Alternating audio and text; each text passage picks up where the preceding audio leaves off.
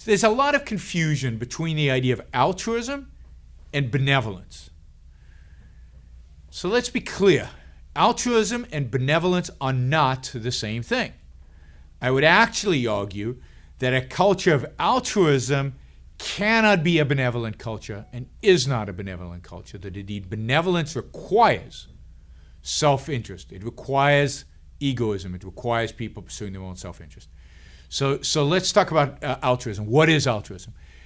Altruism is the idea that your moral responsibility, your moral duty is to serve others, is to take care of others, is to provide for others, that your life is not yours.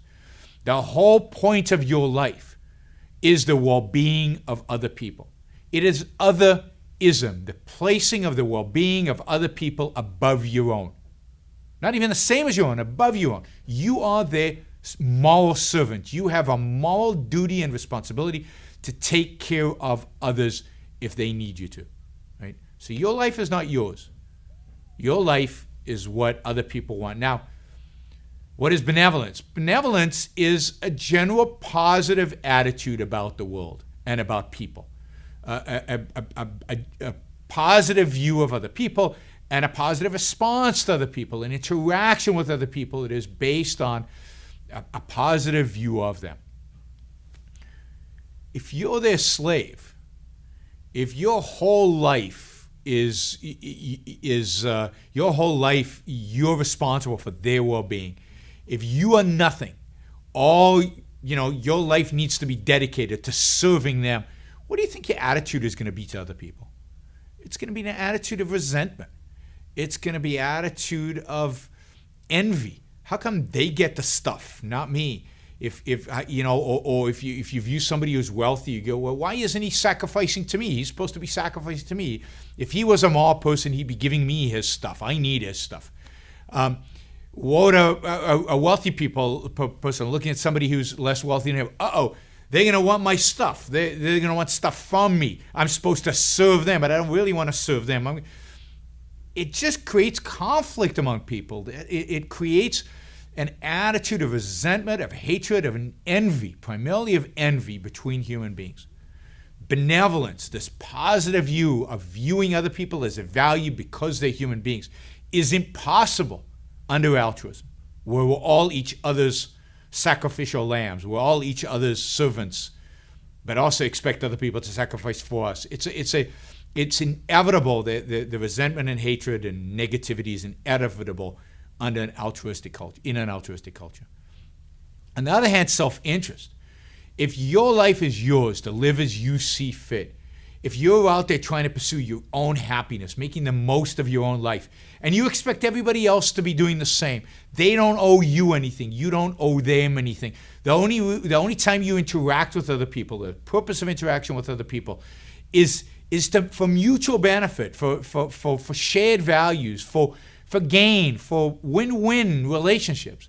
And if you understand that other people pursuing their self-interest is not a drain on you, it's actually a positive for you. They're creating stuff, they're building stuff, and then they're going to want to trade with you, and trade is a win-win situation. Then you view other human beings as positive. They're productive, they're creating. They're not a burden on me. They're making my life better. They're improving my standard of living through this trade, through these win-win relationships, through working towards mutually beneficial goals. Well, in that environment, we are much more benevolent. The view of humanity is much more positive. Other people are true value to oneself. So altruism leads to envy, resentment, and hatred. Egoism, selfishness, self-interest leads to... I'm still not quite sure why you're so harsh on those who would sacrifice for other people. Because I look at them. Just look at them. Because they don't hesitate to sacrifice whole nations. Look at Russia. Communism is based on altruism. Look at Nazi Germany. The Nazis were more explicit than even the Russians in preaching self-sacrifice and altruism, and self-sacrifice for the state, for the folk, the people. Every dictatorship is based on altruism. Now you can't fight it by merely saying It's a difference of opinion. It's a difference of life and death. The evidence of capitalism working and socialism failing has been accumulating year after year in every country, yet the rejection of capitalism has been growing. So, what are the real reasons?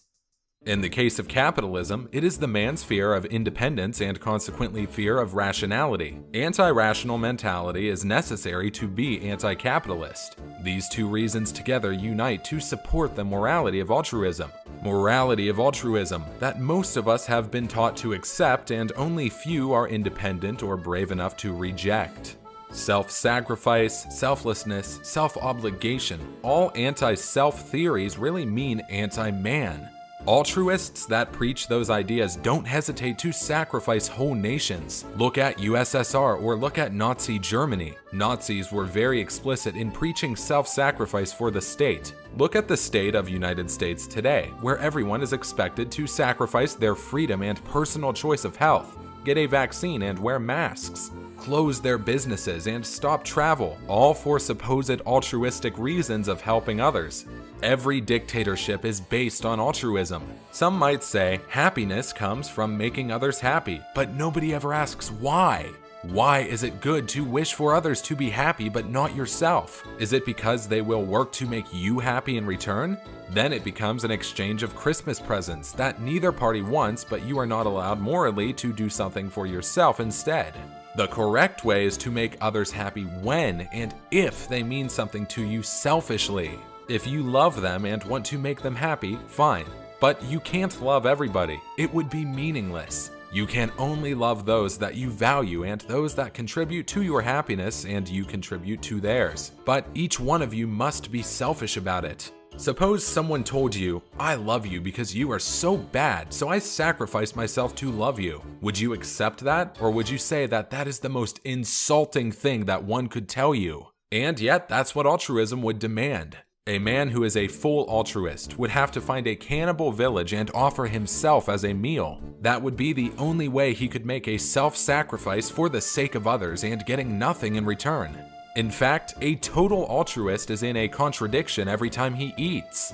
Food may be needed more by someone else. An altruist could get out of it by saying you should reserve for yourself only the minimum so you could go on serving others. But what is the minimum in each case? And why do the needs of others have primacy over your own?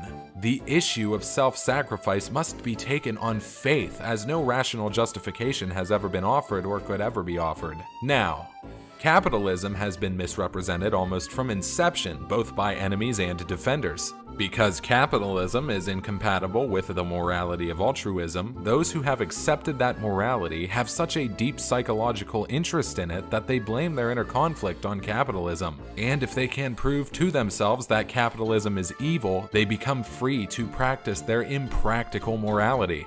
You might have thought that altruism means helping others without the expectation of gaining something in return. To begin with, that is the big mistake. Being altruistic doesn't mean to be kind. Majority of people thinks that's what altruism means. That if you give $1 to a homeless guy, you are an altruist. Nothing could be further from the truth. Altruism does not claim that you should help others when and if you can. It claims that you should put your interests lower than the interests of others. You might say, what about helping your loved ones? Well, if you love your parents, children, friends, or partner, choosing between spending money on them when they have a problem rather than buying the latest iPhone is not a sacrifice, because they are your value. Altruism would demand you to spend money to help the loved ones of your neighbor rather than your loved ones. Deeper than the question of why people reject capitalism is what attracts people to altruism. What attracts people to a morality that has been proven evil and has countless contradictions? The answer is fear of independence and reliance on one's own mind. Fear of reason. It is the fear of being and facing the absolute objective and rational reality. But since you can't escape the reality, those who want to do so can only do it by hoping that their wishes and fears can somehow succeed if they can ride on the shoulders of the productive members of the society. The only way that could be achieved is physical force, which is why the people who are anti-capitalist are socialists and communists. People who believe in greater government control, which leads to authoritarian regime, which leads to rule of men by force. People are willing to provide total obedience to the state in exchange for the state taking the responsibility for their own life and actions. They usually hide behind those men that face the reality and produce all values that humanity achieved intellectually or materially. It is those men that the irrational person is trying to enslave. I hope you are having a nice day. Feel free to subscribe to my YouTube channel for more videos. And I'd like to leave you with a quote by Ayn Rand. I swear by my life and my love of it that I will never live for the sake of another man, nor ask another man to live for mine.